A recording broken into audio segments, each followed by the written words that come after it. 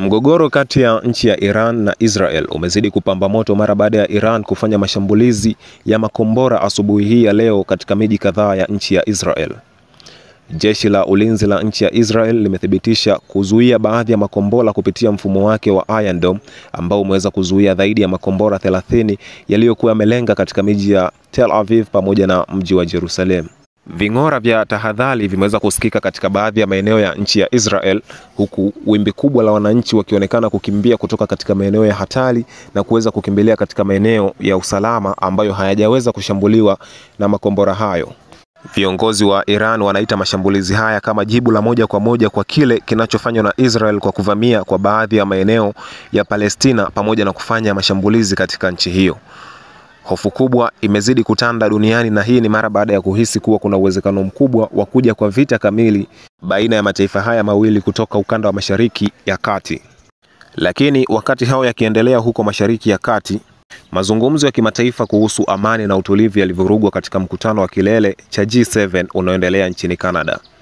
Rais wa Marekani Donald Trump ameibua sintofahamu mara baada ya kuondoka ghafla kwenye mkutano huo na kumshambulia kwa maneno Rais Emmanuel Macron wa Ufaransa.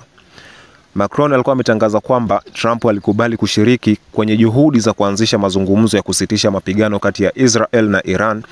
lakini Trump ameikana vikali kauli hiyo, akisema Macron anafanya siasa za kutafuta sifa na kwamba hana uelewa sahihi wa mambo yanayoendelea.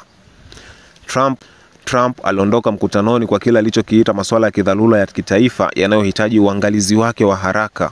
na pia hakueleza wazi ni masuala gani hayo, lakini hatua yake imeibua hisia tofauti, huku wachambuzi wakieleza kuwa huenda Trump anatafuta nafasi ya kisiasa mbele ya uchaguzi ujao wa Marekani, huku wengine wanaamini kuwa hatua hiyo inadhihirisha mgawanyiko wa kidiplomasia ndani ya G7 juu ya namna ya kushughulikia migogoro kati ya Iran na Israel.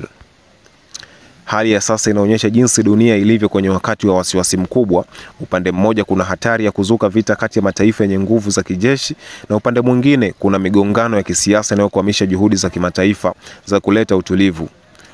Mashambulizi ya Iran na Israel na tofauti za viongozi wa dunia nzima, Trump na Macron, vyote vinachora picha ya dunia inayohitaji uongozi wa busara, mshikamano, kidiplomasia na uamuzi wa pamoja ili kuepusha janga kubwa la kibinadamu.